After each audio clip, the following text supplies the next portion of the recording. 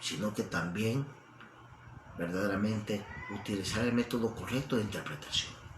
Hay 4 aspectos que pueden llevar a distorsionar, aunque tengas el espíritu correcto, la correcta interpretación. Primero, no evaluar correctamente el propósito por el cual fue escrita la carta por parte del autor. 2, la vinculación que tiene que ver la explicación de la parte doctrinal en las epístolas o el libro que escribes. 3, la exactitud de los hechos históricos que ahí aparecen. Y 4, el origen divino de la escritura o de donde la fuente que está interpretando lo está tomando. Esos son 4 aspectos que pueden verdaderamente distorsionar lo que es la interpretación de la correcta de las Sagradas Escrituras. Y es que cuando hablamos del método correcto, que es el gramatical histórico, y apartamos los otros 3, no es porque lo hagamos de manera rigorista, porque lo hagamos de manera, de manera abusiva o de manera liberal, sino que lo hacemos porque para colocar el método correcto hay que hacer a un lado o hay que desplazar los métodos equivocados.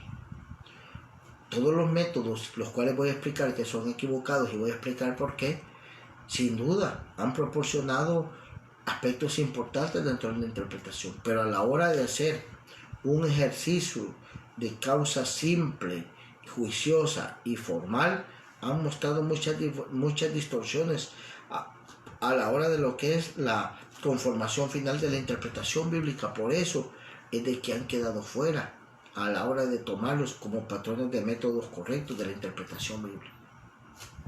Hay 3 tipos de interpretación los cuales no son apropiados, pero sí en algún momento de la historia cristiana han sido aplicados. Primero, el método racionalista.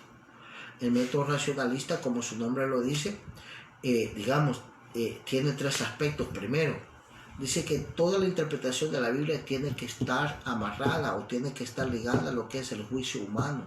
Si a criterio del juicio humano es correcto aquello o aquello es apropiado, debe de ser aprobado, si no debe ser aprobado. Número 2, en la interpretación racionalista lo sobrenatural no existe. En otras palabras, Dios no hace milagros. Y 3, a criterio de la interpretación racionalista, la única manera de interpretar la palabra es a través de la razón, que es una facultad que Dios les ha dado a los seres humanos. El problema de la interpretación racionalista, que fue una escuela del siglo XVIII y siglo XIX, es que toda la interpretación de la Biblia se quiere hacer sobre la base de lo que es el método científico de investigación. Y hay partes de la palabra y de la Biblia que no es posible colocarla bajo ese patrón.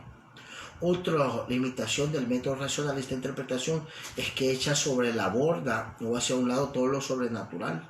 Todo lo que aparentemente es milagroso en la Biblia, el método racionalista trata de, a través de los medios y de investigación, de virtuar la sobrenaturalidad y tratarle de darle una explicación racional. Por ejemplo, la alimentación de los 4,000. Ellos dicen que el milagro es como el niño sacó los peces y los panes y estimuló a que todos sacaran lo que tenían, y cuando todos sacaron lo que tenían, hubo tanta comida para todos que sobraron hasta 12 canastas con comida. Por ejemplo, en la alimentación de los 5,000 dicen ellos que no existió tal milagro, sino que los apóstoles estimularon y fue un milagro moral del cual todas las personas se solidarizaron en sacar parte de lo que tenían y luego participaron y todos quedaron satisfechos. Este punto de vista hace a un lado lo que es sobrenatural y deja al criterio de lo racional lo que es la interpretación bíblica. El problema de este principio es que saca a Dios, saca lo sobrenatural y deja de la forma muy racional un aspecto importante que es la fe. Sin duda, Dios dio al hombre la razón, todos estamos de acuerdo. Pero la razón es funcional cuando está sobre la base de una persona que es obediente y reverente ante lo que es verdaderamente la interpretación correcta de las Sagradas Escrituras. No puede ser la razón enemiga de la fe, no, porque no es una competencia entre lo que se cree y lo que se conoce, sino más bien una complementa a la otra cuando hay una mente lúcida, no prejuiciada, sino más bien inclinada a lo que es la correcta interpretación. Por ejemplo, este método de interpretación dice que cuando Jesús caminó sobre las aguas, no caminó sobre las aguas. Estando en el mar de Galilea, dicen ellos de que ellos venían por la noche remando a los discípulos y no se dieron cuenta que estaban a punto de llegar a la orilla. Jesús los vio y comenzó a caminar a la orilla. Y aparentemente ellos creyeron de que estaban sobre las aguas. Y de igual manera, digamos, muchos aspectos de la Biblia ellos tratan de racionalizarlo, quitándole lo que es el carácter sobrenatural y colocándole un carácter científico a lo que es toda la explicación de lo que aparentemente encontramos como distorsiones históricas y doctrinales dentro de la Biblia. Es por eso que como intérpretes hacemos a un lado la interpretación racionalista, porque sin duda le roba el espíritu sobrenatural a lo que es la interpretación de las Sagradas Escrituras. El segundo método de interpretación equivocado es el alegórico. La interpretación alegórica nació verdaderamente en el pensamiento de los filósofos. Cuando ellos no podían explicar algunos aspectos de lo que eran sus religiones o sus mitos, o encontraban o se veían confrontados por aparentes contradicciones dentro de lo que eran sus historias mitológicas, en ese momento ellos las alegorizaban para poder explicar su fe a lo que eran las clases pensantes o las élites intelectuales de lo que era la vida en la Grecia antigua y la vida en lo que era la Roma antigua. Y ahí que este método de interpretación, al ser una respuesta a lo que son algunas contradicciones históricas o no poder explicar algunos aspectos que tienen relación a lo que se cree, fue adaptada por algunos creyentes allá en la escuela de Alejandría en el siglo II. Hablemos de Orígenes y Clemente de Alejandría, Panteno y otros expositores. Y es de esa manera como aparece ese método de interpretación. ¿En qué consiste el método de interpretación alegórica? Consiste en creer que la Biblia es una serie de alegorías y que no son verdad. La Biblia no debe ser interpretada de manera literal, sino debe de ser interpretada de manera mística. En otras palabras, el verdadero significado de lo que Dios quiere decir en la Biblia no es lo que se encuentra de manera literal, sino que está encriptado o está escondido abajo de lo literal, y que hay que poseer verdaderamente un espíritu místico para poder entender cuál es el verdadero mensaje.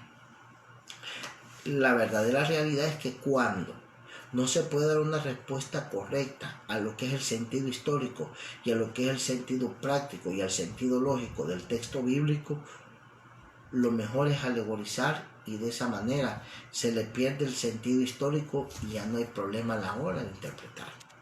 Un ejemplo, este método de interpretación dice que en Daniel capítulo 6, cuando Daniel fue lanzado al foso de los leones, dice que Daniel no fue lanzado a un foso de leones literal.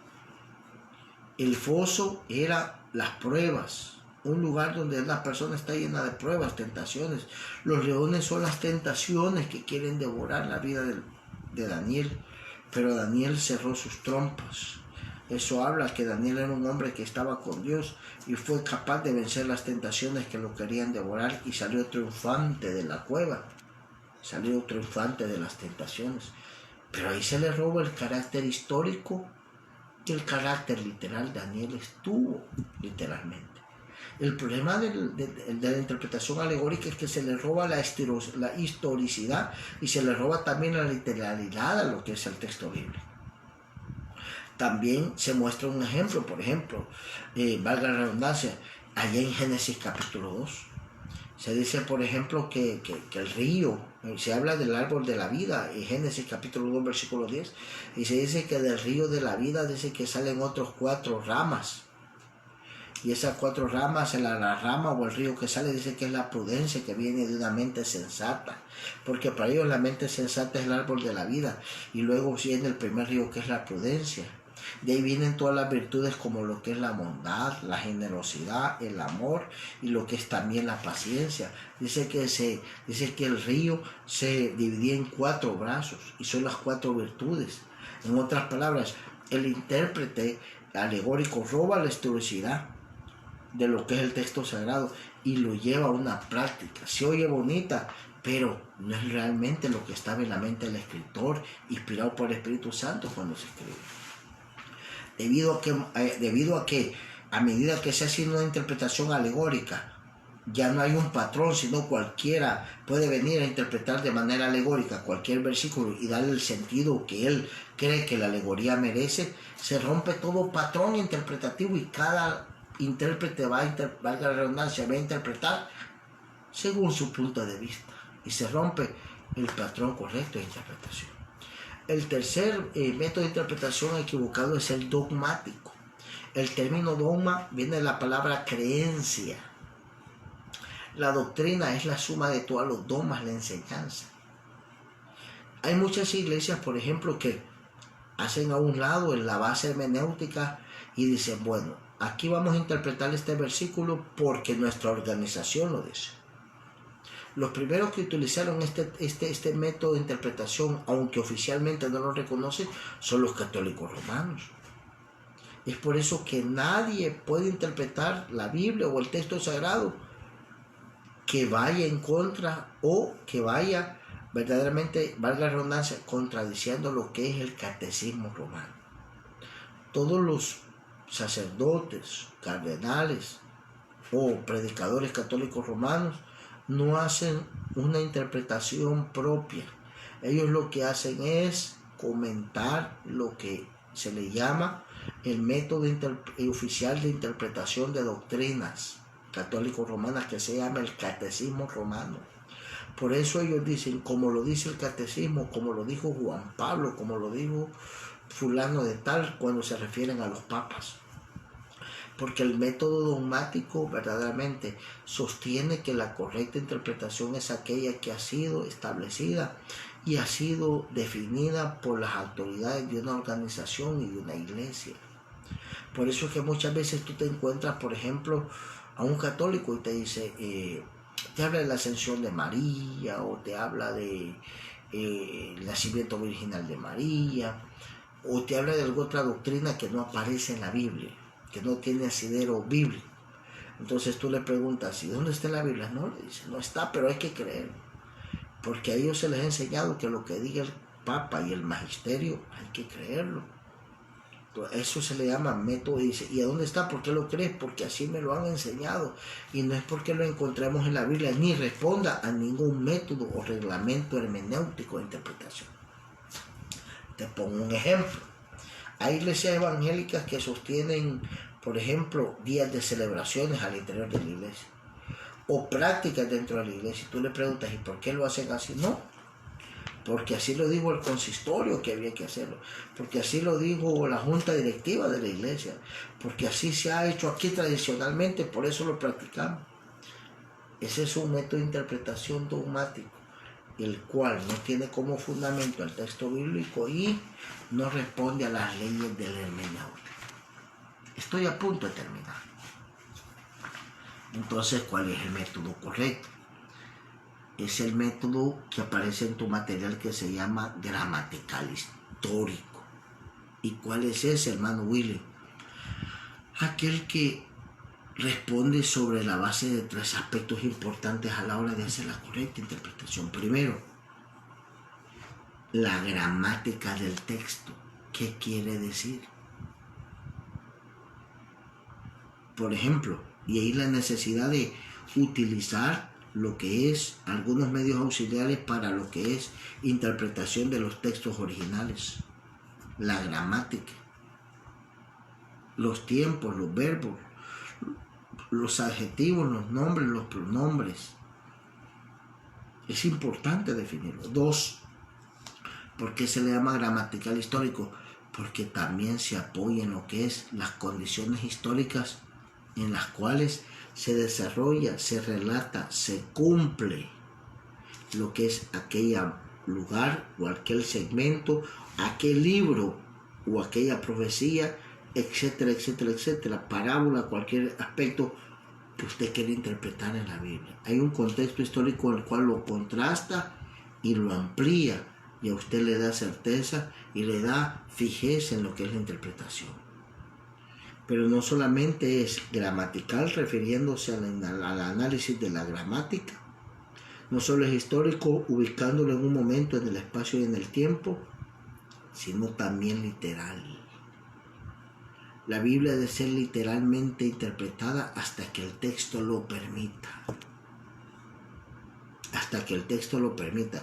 Hay lugares en nuestras Biblias que tienen lenguaje figurado o lenguaje simbólico, sí.